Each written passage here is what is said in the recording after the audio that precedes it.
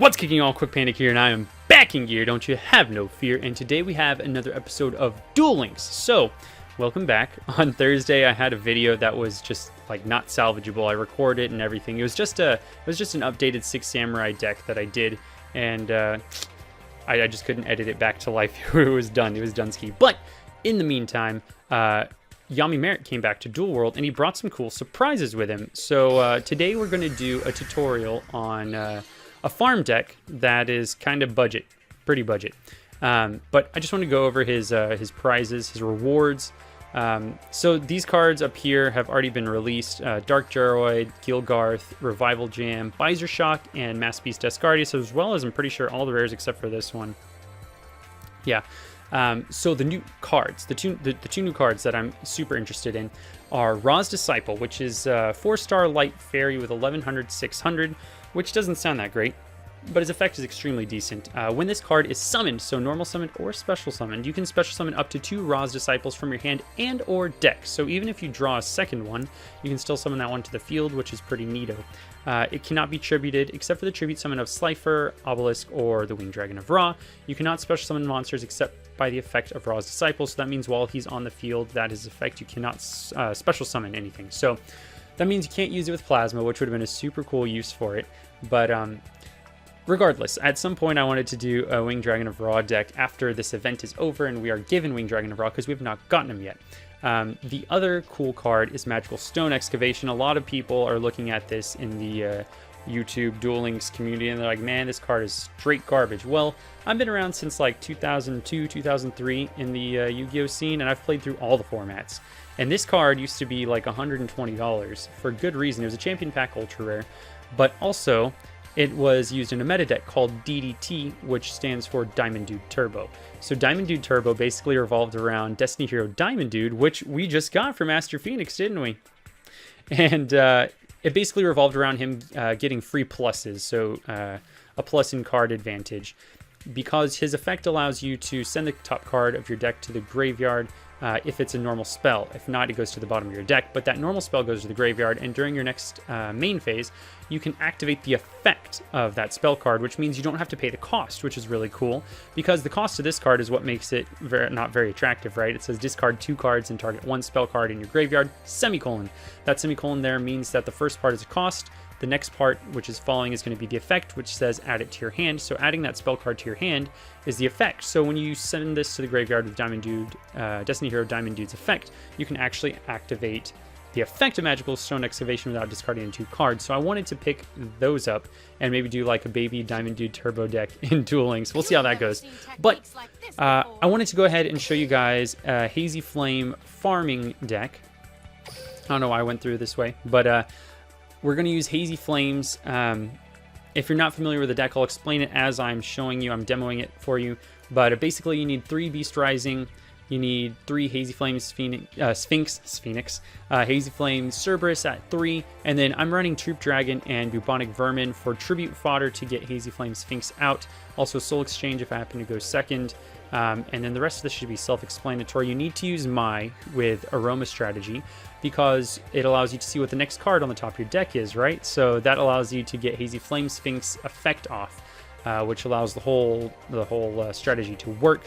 This is another reason that I like using Duel Links, playing Duel Links, because in normal Yu-Gi-Oh you don't have these character abilities, and it adds another layer to the game, which I really appreciate. So let's go ahead and hope I don't blunder this farm for you guys. I only have 1 try. I was using all of my map fragments, demoing the deck before I actually show it to you guys. I do not like going first in this because I need combo pieces. So let's see what we got.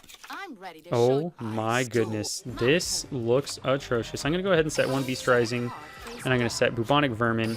I hope he attacks it because I do not want to draw Bubonic Vermin next turn. I need to get a Hazy Flame Sphinx in my hand pronto. Yes, I will activate the effect. Oh man, don't give me Troop Dragon. I don't want that. Oh, Sphinx, yes. Oh, Sphinx, yes. Nope, not activating anything. So this is going to be pretty cool. I'm going to go ahead, I'm going to flip this Bubonic Vermin to get the other one out of the deck.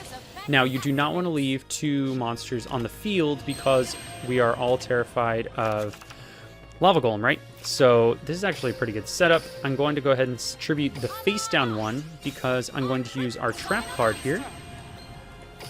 Going to use our trap card here and get rid of my bubonic vermin, which is why he's way cooler than Troop Dragon, because you can't use... I'm just going to set that whatever. Because you can't use Troop Dragon with Beast Rising. I don't think there's any reason... Whatever. I'll get rid of this guy. We're not going to get the come from behind victory anyway, so let's just go ahead and get that off the field so no Mass Beast Ascardius stuff happens. Feeling nervous? So now we can use the effect. I'm going to activate the effect, and I'm going to go ahead and send Troop Dragon from the top of my deck to the graveyard. I can see it with Aroma Strategy. Summon this Cerberus from my hand. Get there. I'm just going to activate this one too, so it doesn't prompt me anymore. I'm going to banish the Hazy Flame Cerberus, and I'm going to boost the Sphinx. And I'm just going to keep attacking his face-down monsters. I know the whole deck, he can't do anything with them. The benefit of using Hazy Flame Sphinx here, actually Hazy Flames in general, is that they cannot be targeted by your opponent's card effects. And everything that Marik uses to get rid of monsters or stop monsters or inflict damage has to do with targeting monsters. So that was a monster, send it to the graveyard. We'll take that Hazy Flame Sphinx, special summon it, and we'll activate the effect of our Beast Rising. I'm just getting rid of them right now so I don't forget about it.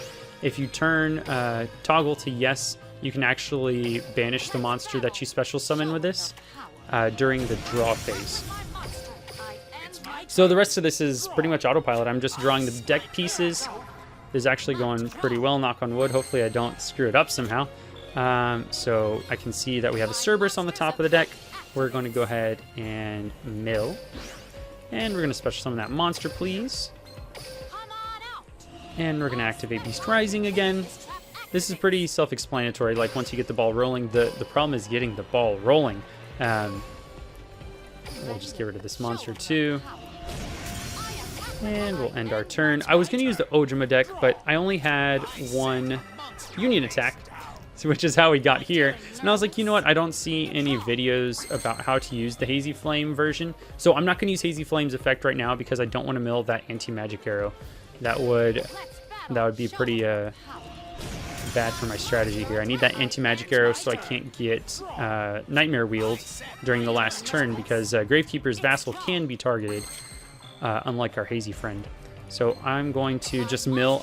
I do have a Sphinx in my hand. Well, I still mill even when I don't have targets, just so it speeds up the process. I want to get to 0 cards left in deck, even if I draw all the pieces, just because it has like a bonus at the end. So this has been getting me between 7,000 and 9,000 points for the assessment at the end. So I'm pretty happy with the way this is working. I think, yeah, we have all of our pieces in hand right now, so we're just going to mill out the deck now. Got to be careful you don't mill your last card. So we'll mill a monster and then end your turn or something.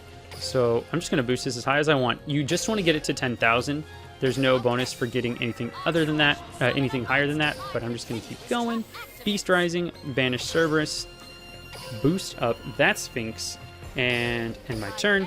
So the reason that you use Gravekeeper's Vassal is because his battle damage that he inflicts counts as effect damage, which you get an extra spicy bonus for.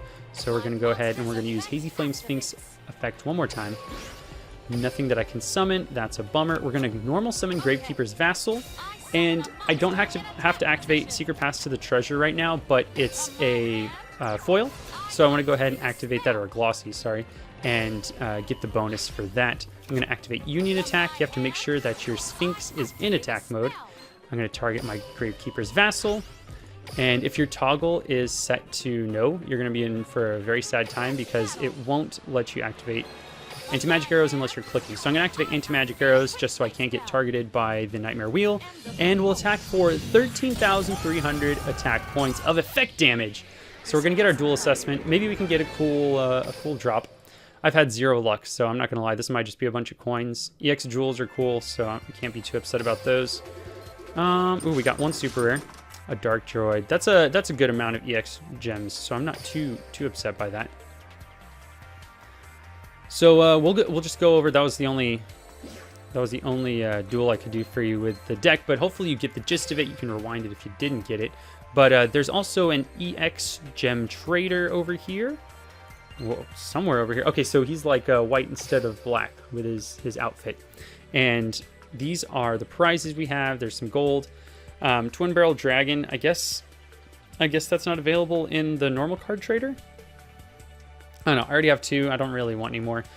This guy's part of the current card flipper campaign. So that's another cool thing is the card flipper campaign right now. So just log on every day after like 1 p.m. Central, I think, and you get a free item. Well, one of those free items is Xarian Universe, which is from another ancient format that I played back in like 2005 or something, 2004. But he's a really cool monster, so you should definitely check him out. It'd be cool to do like a mini goat format. You can't use Scapegoat in this deck, or in this game, because you only get 3 monster spots, but you have like, I don't know, you could use those, what are those, stray lambs? I don't know, it'll be interesting. I'm going to make a deck somehow, and we're going to play these old decks on Duel Links. So you can go ahead and spend your gems on this stuff. I need to pick up the slack. These seem like pretty terrible cards, but I can get Ra's Disciple here too, which is good. Wetlands, ooh, we could make a fun deck with that. 1200 attack is a lot. Well, I don't have any frogs in the game, but that's the entire thing. If there are any tutorials that you'd like to see for farming any other characters, let me know and I can do a tutorial for them. Hopefully I explained everything to you. If you have any questions, hit me up in the comment section down below. I'm also looking for a strategy to use on Thursday's episode of Duel Links, so I haven't recorded it yet. Now's your time to speak up if you want to see a specific deck or strategy or anything. I love doing the tutorial stuff, but go ahead and subscribe to the channel if you have not. I upload Duel Links Tuesdays and Thursdays, and I upload Pokemon content Monday, Wednesday, and Friday right now for our Pokemon Soul Silver randomized Nuzlocke, and I have Funko Pop stuff that goes up all the time and other collectible goodies. So your support is always greatly appreciated. Leave a like down below if this was a helpful video. It helps me know that I'm helping you guys. But that's all I got for today. Hope you guys have an awesome day. Later!